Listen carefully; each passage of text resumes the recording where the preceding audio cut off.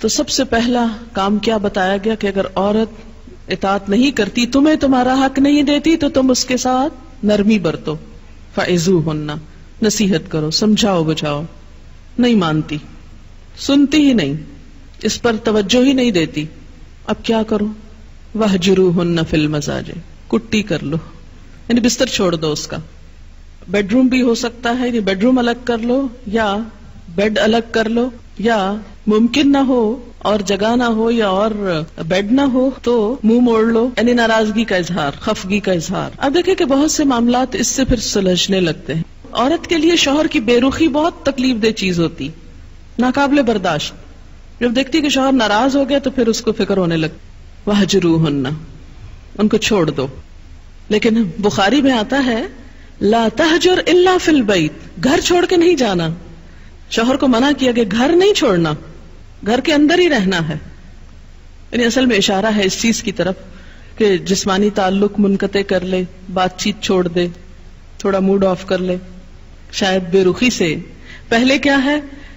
نرمی کرے، نرمی نہیں چلی اب سختی کر لے، یعنی بے رخی کر لے.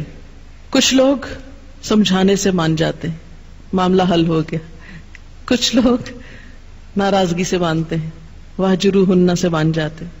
لیکن کچھ ایکسپشنل کیسز ایسے بھی ہوتے ہیں کہ جن کو نہ دوا اثر کرتی نہ انجیکشن اثر کرتا ہے، ان کے لیے آپریشن ضروری ہوتا. کچھ بیماریوں کا علاج آپریشن کے بغیر نہیں ہوتا، کوئی چارہ نہیں، اوپن ہارٹ سرجری ضروری. اب اس کے لیے کیا ہے؟ وَضْرِبُوهُنَّ. اس ایک لفظ سے اتنا بھڑکتی ہیں عورتیں. دیکھ، اللہ نے تو ہمیں کوئی عزت ہی نہیں دی، لکھا مارو ان کو. اب اگر آپ ساری آیت چھوڑ کے صرف مارو والی پکڑ لیں تو زیادتی والی بات ہوگی نا. یہ نہیں دیکھا کہ کب مارو، کیوں مارو، یا کتنا مارو، یا کس کو مارو. کیا اللہ کے رسول صلی اللہ علیہ وسلم نے کبھی کسی کو مارا؟ کبھی زندگی میں کسی عورت پہ ہاتھ نہیں اٹھایا، ایک مثال نہیں.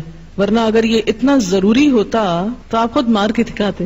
لیکن آپ کی سنت میں ایسی کوئی چیز نہیں ملتی.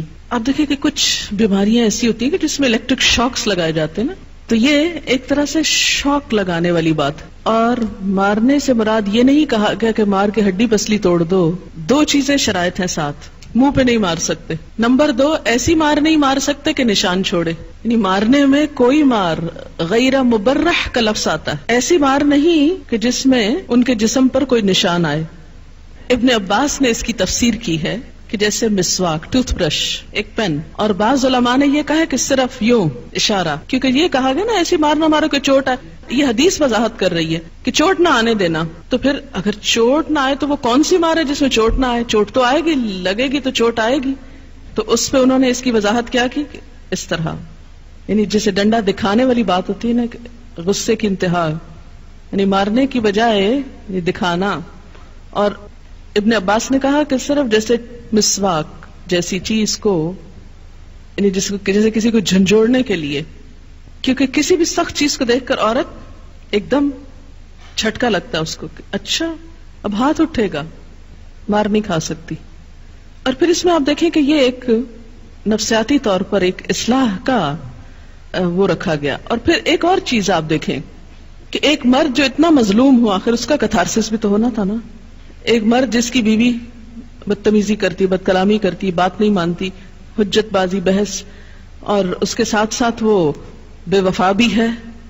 اب روز غصے میں ہے، شوہر روز غصے میں ہے، کسی طرح سمجھانے سے سمجھ نہیں رہی، ناراضگی کو کچھ نہیں جانتی. تو کیا اب چھوڑ دیا جائے اس کو اس حال پہ؟ نہیں. گھر کو بچانے کے لیے آخری چارہ کار کہ آخری درجے تک پھر پریشرائز کرو کہ وہ پلٹ آئے، گھر کو بچائے، لوٹ آئے. ورنہ یہ بھی کہا جا سکتا تھا طلاق دے دو، نہیں بات مانتی طلاق دے دو. کتنا آسان تھا یہ کہنا. لیکن نہیں، طلاق نہیں، گھر کے اندر رکھتے ہوئے اصلاح. پھر اسی طرح آپ صلی اللہ علیہ وسلم نے فرمایا کہ کوئی اپنی بیوی کو یوں نہ مارے جیسے اپنے غلام کو مارتا ہے. پھر اسی طرح آپ صلی اللہ علیہ وسلم نے مارنے سے منع بھی کر دیا تھا. تو ہوا یہ کہ عورتیں بہت زیادہ دلیر ہو گئیں اور اس پر پھر اجازت دے دی گئی. اور آپ نے ساتھ ہی اجازت دینے کے ساتھ ہی فرمایا وَلَن يَضْرِبَ خِيَارُكُمْ، اور تم میں جو اچھے لوگ ہوں گے وہ ہرگز نہیں ماریں گے. یہ آپ نے خود فرمایا. اجازت دینے کے ساتھ کیا فرمایا؟ وَلَن يَضْرِبَ خِيَارُكُمْ.